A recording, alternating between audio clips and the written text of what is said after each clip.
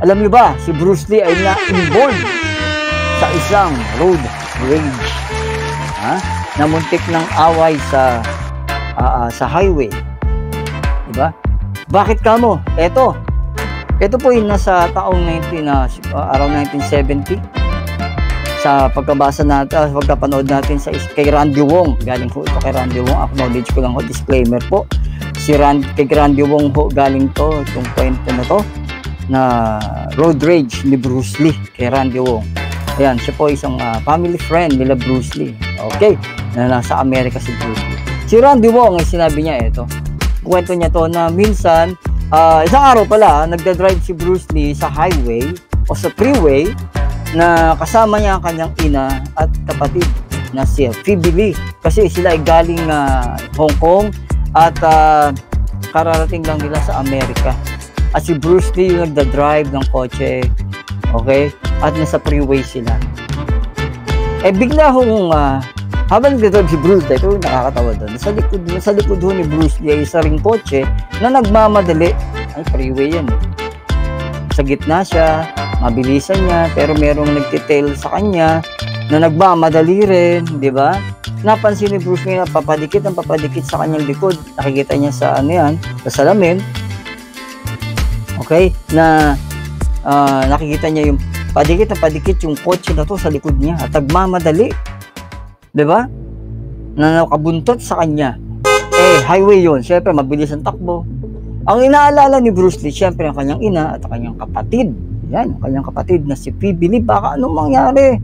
Kasi along the highway yan Yun, eto na nga guys, nung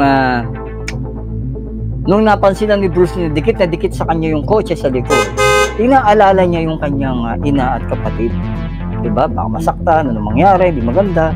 Kasi highway yan freeway. So, anong nangyari? Ang ginawa ni Bruce Lee, lumipat siya sa right lane. At bigla niyang binago yung kanyang linya para mapagbigyan niya lang yung kotse na to na nagmamadali. Para dumaan na. Para mauna ka na. Ganun. Dito po.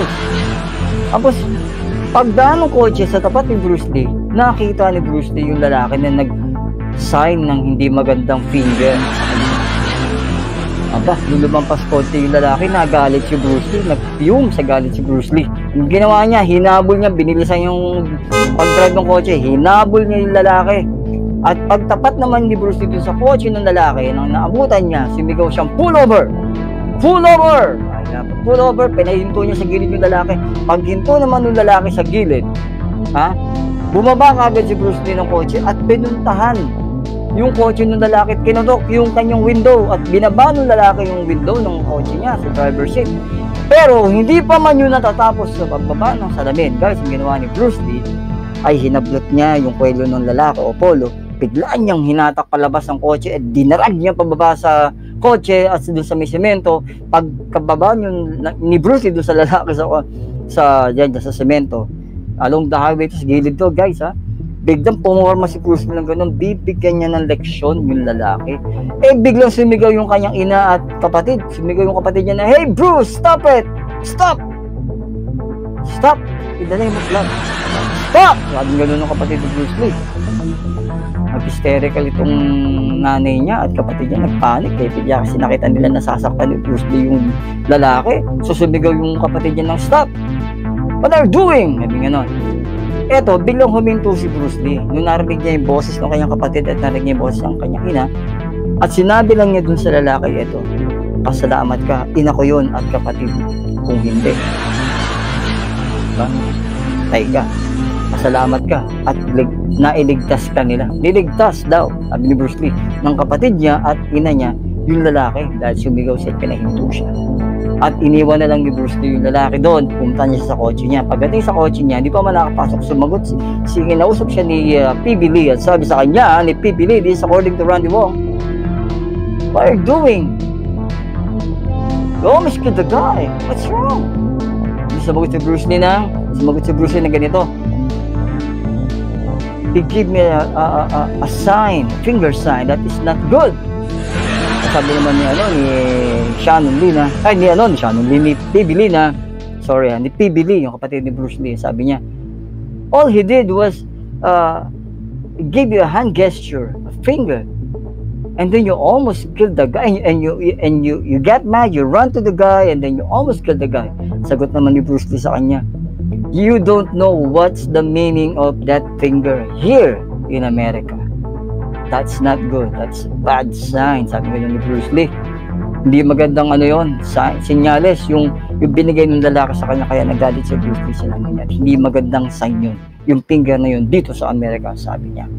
Kasi nga kakarating lang ng nanay niya at ni Phoebe Lee galing Hong Kong para mag-migrate doon sa Amerika at that time. So pagkatapos noon, naintindihan na ni Phoebe Lee kung ano yung sinasabi ni Bruce Lee. Natawa na lang silang tatlo. Dalawa, natawa sila sa sinabi ni Bruce Lee. Tawa na silang tatlo. Siyempre, parang, wala lang. Okay, let's go. And then after that, yun na. They went through dun sa kanilang pupuntahan. Ayan. So, yung guys, yung nga pala, kasi during that time, that was in the 70s, tapos na rin mo ni Bruce Lee i-shooting yung kanyang character sa Longstreet TV series. Okay? So, at siya ay nag-ready na rin pumunta ng Hong Kong para gumawa ng una niyang pelikula sa Hong Kong. At sa mga fans ni Bruce Lee, alam nyo kung ano yung unang pelikula ni Bruce Lee sa Hong Kong na ginawa, na sinunod sa Thailand, yun ay ang Big Boss. So it was this time na pupunta pa lang si Bruce Lee sa Hong Kong para mag-shooting ng una niyang pelikula sa Golden Harvest ni Raymond Chow. Alright! So guys, ayun, dito po natin tatapos yung ating kwento tungkol dyan sa road rage ni Bruce Lee. At sa susunod, may kwento pa ho tayong kakaiba pa mga kwento kay Bruce Lee na hindi pa ho natin naririnig o nalalaman, lalo na yung pagkikita ni Bruce Lee at ni Ip Man, yung kanyang master. Yip Man or Ip Man, yan next na topic natin dito sa episode na to ng What's Up Guys. So kaya manood lang kayo dito. Don't forget to like this video and share, and pindutin yung bell icon para ma-notify kayo kung kailan kami mag-upload ng bagong video dito sa GBT TV. At don't forget again to subscribe to this channel, GBT TV.